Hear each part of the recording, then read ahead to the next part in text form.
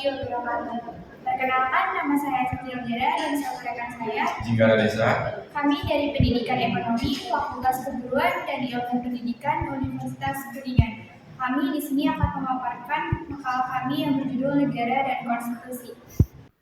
Dalam hukum konstitusi, konsep dasar mencakup prinsip-prinsip utama yang membentuk struktur dan fungsi negara, seperti ketertiban hukum, di mana negara didirikan atas hukum dan setiap warga harus tunduk pada hukum yang sama.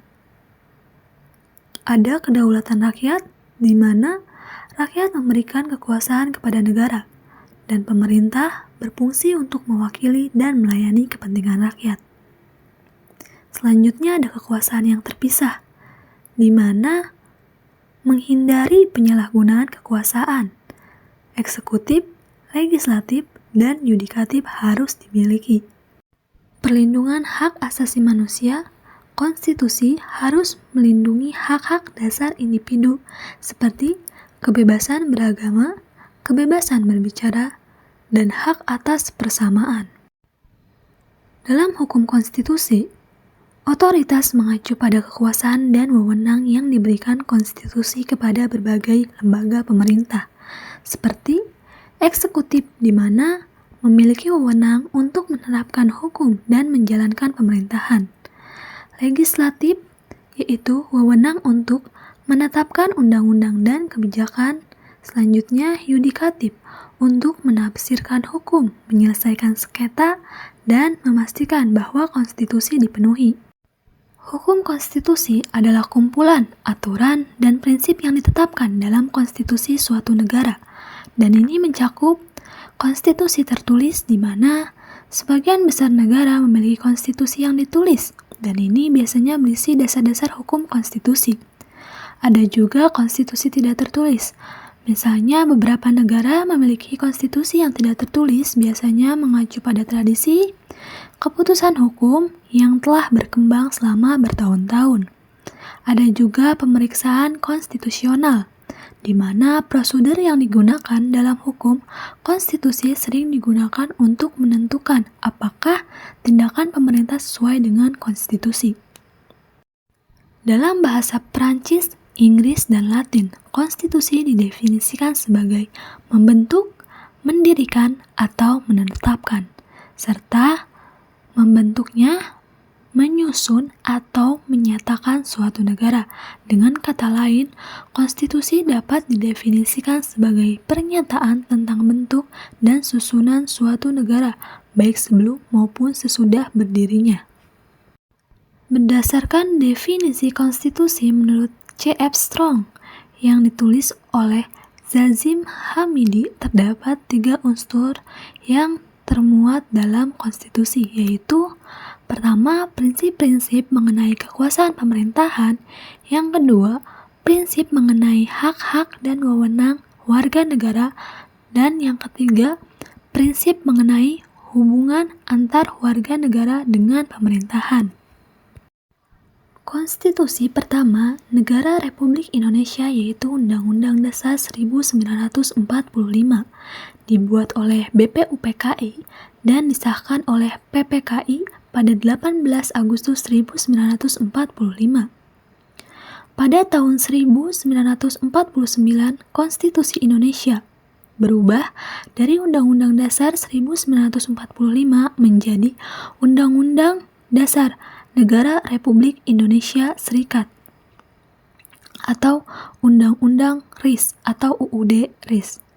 Bentuk negara kesatuan berubah menjadi negara serikat atau federal yang merupakan negara terdiri dari beberapa negara yang sebelumnya berdiri sendiri dan kemudian bekerja sama.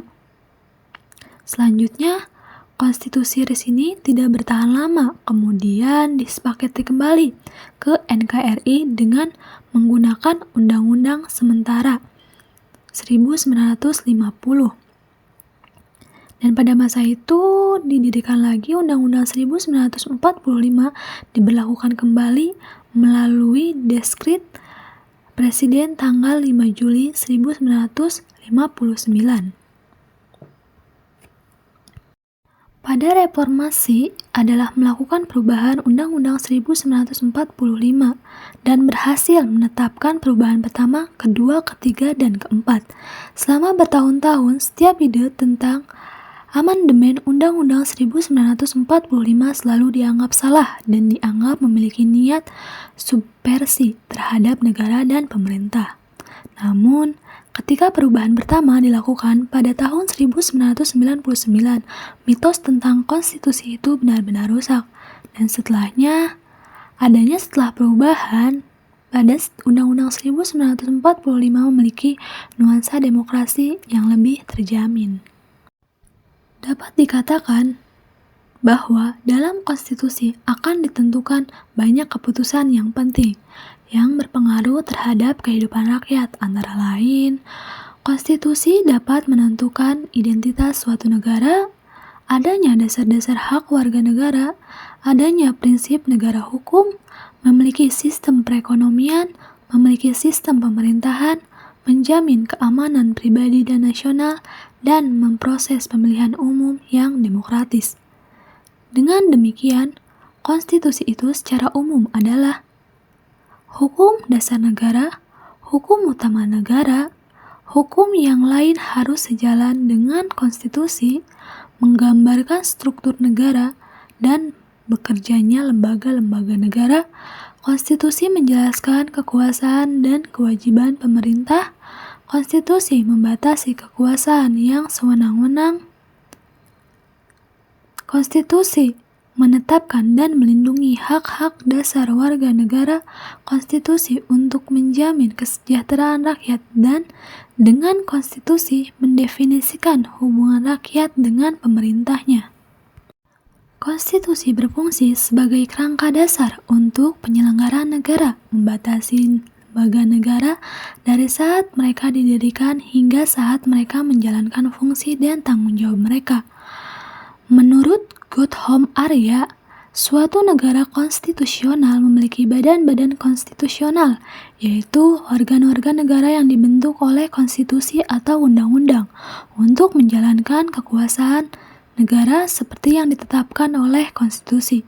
Untuk menjaga pemisahan kekuasaan, badan-badan konstitusional memiliki status yang sama. Biasanya, badan-badan konstitusional bisa dideklarasikan sebagai berikut. Yang pertama, ada badan-badan konstitusional yang merupakan organ-organ politis seperti Dewan Perwakilan Rakyat, Senat, dan Dewan Menteri. Badan-badan konstitusional yang merupakan organ-organ hukum seperti Pengadilan Konstitusional, Pengadilan, dan Pengadilan Tata Usaha Negara. Badan-badan konstitusional yang memastikan adanya transparansi dan integritas dalam menjalankan kekuasaan negara, seperti Komisi Pemilihan, Ombudsman, Komisi Nasional untuk Hak-Hak Asasi Manusia, Komisi Nasional untuk Memberantas Korupsi, dan BPK.